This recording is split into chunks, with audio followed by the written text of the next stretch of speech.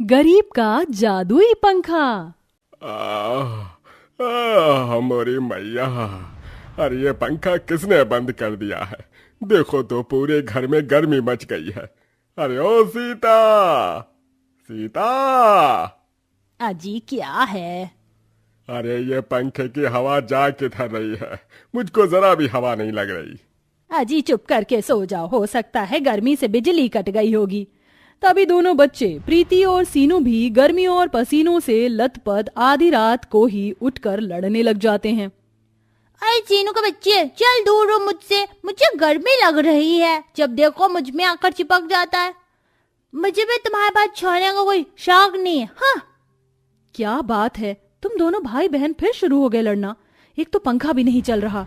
बहू उठकर खिड़की ही खोल दे, कम से कम थोड़ी बहुत हवा तो आएगी। जब बिजली आएगी तो अपने आप पंखा भी चलने लगेगा। गर्मी का मौसम है, लाइट तो कटती रहती है। अनीता जैसे ही खिड़की खोलने के लिए उठती है तो देखती है कि बाहर जगमग रोशनी है। सबके घरों में रोशनी है, हमारे घर की लाइट थोड़ी ना कट जाएगी। ये सोचकर वह बल्ब जलाती है। लाइट तो आ रही है। तो फिर लगता है हमारे घर का पंखा फूक गया है। ये सुनकर पूरा का पूरा गरीब परिवार दुखी हो जाता है, क्योंकि एक गरीब परिवार में सामान का खराब होना जितना आसान होता है, नया खरीदना उतना ही मुश्किल होता है। भयंकर गर्मी के मौसम में उस गरीब परिवार के राहत का सहारा छत से लटका वह इकलौता पंखा ही था। सब जैसे तैसे उस गर्मी में ही सोने की कोशिश करते हैं। माँ ठंडी ठंडी हवाएं करो ना, मुझे ऐसे नींद नहीं आती।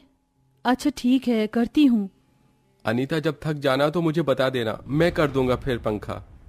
नहीं जी, आप सो जाइए, आप दिन भर के थके हैं और आपको कल काम पर भी जाना है। मुझे तो घर में ही रहना है।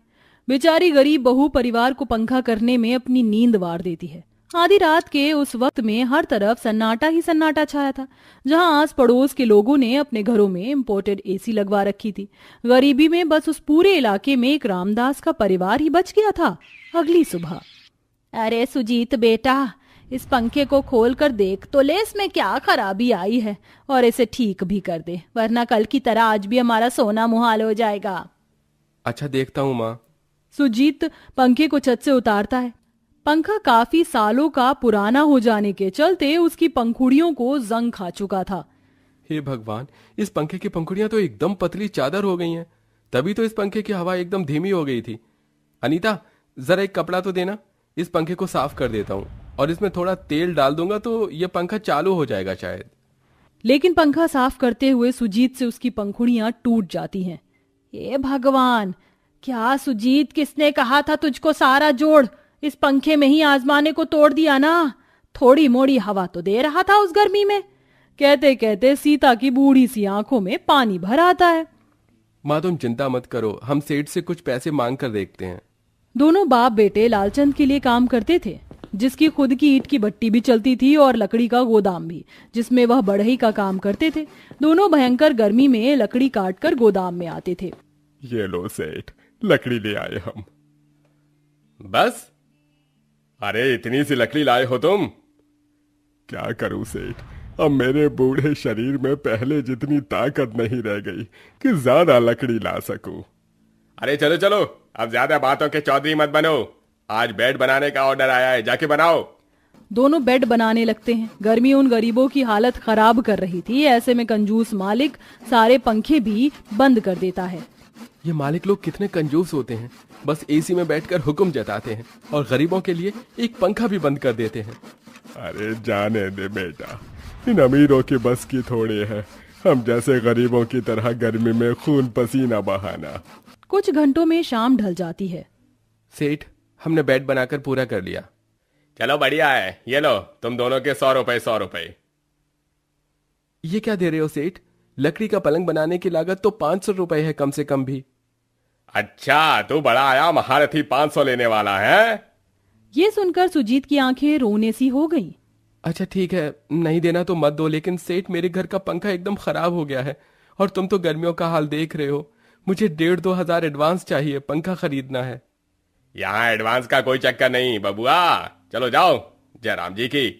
दोनों मायूस चेहरा लेकर घर चले आए, जहां सबके चेहरे पसीनों में तर थे। अजी पंखा खरीद लाए क्या? नहीं सीता, उस मक्कार सेठ ने एक पाई नहीं दी हमको, और 1,500-2 हजार से नीचे का तो पंखा ही नहीं है। अब यहाँ तो हम गरीब माँ बाप बेटे तुम सबका पेट ही भरवा सकते या ये पंखा ला सकते हैं। बेचारे उन गरीबों के घर में एक तरफ बेतहाशा गर्मी थी तो दूसरी तरफ घनघोर गरीबी मुंहबाए खड़ी थी। सब दिल उदास किए रूखा सूखा खाते हैं। इसी तरह सिलसिला जारी था। हाय हाय, आज तो शाम में भी घर में ऐसा लग रहा है मैं जल जाऊंगी। बहू, आज बिस्तर बाहर ही लगा दे। अब तो इस गर्मी में हम गरीबों को पवन देव का ही सहारा है। सब आंगन में बिस्तर डालकर सो जाते हैं, लेकिन मच्छर भिनभिनाने लग जाते हैं। अरे इन मच्छरों ने तो काट काट कर पूरा शरीर लाल कर दिया है। एक पत्ता भी हिलडुल नहीं रहा कि थोड़ी हवा लगे। आए हाय। इतनी कठिनाई और गर्मी के कहर में बिना पंखे के सोना सास बहू से सहा नहीं जाता। माँ जी, अब ये गर्मी और नहीं बर्दाश्त होगी। अब हम सास बहू को कुछ करना होगा। मगर क्या करेंगे बहू? पैसा पास होता तो पंखा ही खरीद लाते। वो तो है नहीं, लेकिन जंगलों में लकड़ी और घास तो है। उन्हें काट काट हम लकड़ी का पटरा, घास की झाड़ू ये तो बनाकर बेच सकते हैं। हाँ, ये सही सोचा है। दोनों सास बहू कड़ी गर्मी में जंगल में आती हैं। ये बाकी सारे पेड़ तो एकदम हरे भरे हैं, सिर्फ एक यही पर बंजर और सूखा है। इसे काट लेती हूँ। वह जैसे पेड़ में कुल्हाड़ी चलाने वाली होती तभी पेड़ एकदम हरा भरा हो जाता है और पत्तों से भर जाता है। ठहरो, मुझको मत काटो। तुम तो एकदम से हरे कैसे हो गए? यहाँ तो सूखा सा पेड़ था। क्योंकि मैं जादुई पेड़ हूँ।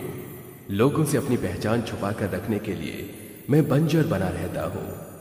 तुम्हें क्या चाहिए? अनीता रोते रहते उस जादुई पेड़ को सब बताती है। और इसलिए हम लकड़ी काटने आए थे ताकि थोड़ा बहुत सामान बेचकर हम एक पंखा खरीदने लायक पैसे जोड़ सके। उसकी जरूरत? ठहरो। पेड़ झूम झूम कर अपने ऊपर से कुछ जादुई पेड़ की डाली गिराता है। ये लो, ये जादुई लकड़ी ले जाओ और इसे जो भी पंखा तुम बनाओगी वो तुम्हें इतनी ठंडी ठंडी हवा देगा कि एसी भी फेल हो जाएगा और तुम्हारी परेशानी भी मिट जाएगी। जादुई लकड़ी घर लाकर दोनों गरीब सास बहू अपने पति से प्यारा सा पंखा बनवाती हैं और सुजीत उसे छत से टांग देता है। हाँ, आप दोनों के कहने पर हमने ये लकड़ का पंखा बना तो दिया, लेकिन लगता है नहीं चलेगा। तभी एकदम से पंखा बिना बिजली के चालू हो जाता है। अरे वाह, ये पंखा कितनी तेज तेज चल रहा है और कितनी ठंडी हवाएं भी दे रहा है, जैसे कि जादुई पंखा हो। तभी एक चमत्कार हो जाता है। जादुई पंखा किसी इंसान की तरह पटर पटर बोलने लगता है। प्यारी समझ गई, मैं एक जादुई पंखा ही हूँ। अरे बाप रे, ये तो सचमुच का जादुई पंखा है। मगर काश कि यह पंखा ठंडी ठंडी हवाएं बरसाने के साथ थोड़े पैसे भी बरसा देता तो हमारे गरीबी भरे उलझन में सुलझ जाती। तभी एकदम से पंखा गोल गोल चक्कर काटते हुए चमचमाने लगता है और अपने में से नोट ही नोट झरझर कर गिराने लगता है। ये लो, और अब दूर कर लो अपनी हर मुश्किल। इतने पैसे देखकर रामदास रोते हुए कहता है, अरे लोग ऐसे ही पंखे को मशीन कहकर बदनाम करते हैं, जबकि यह जादुई पंखा इंसानों से ज्यादा हम गरीबों की भावनाओं को समझता है। सीता, क्योंकि एक वक्त में सामान तो फिर भी काम आता है, लेकिन बुरे वक्त में इंसान नहीं आता। सही कहा, सही कहा। किसी को और कुछ चाहिए मुझसे? तभी सीनू हाथ उठाकर बोला, हाँ, मुझको चाहिए नए नए कपड़े और अच्छे वाले जूते भी। तभी जादुई पंखा नन्हे सीनू की फरमाइश भी पूरी करता है। ये लो राजा बेटा, अब खुश? अब सब एक एक करके अपने अपने लिए कपड़े लेते हैं, खाने पीने की चीजें मांगते हैं और उस गरीब परिवार के दिन राहत में बीतते हैं। साथ ही सुजीत एक पंखे कूलर की दुकान खोलता है, जिससे वह पैसे दे पाने में असमर्थ गरीबों को पंखे फ्री में देकर मदद करता है।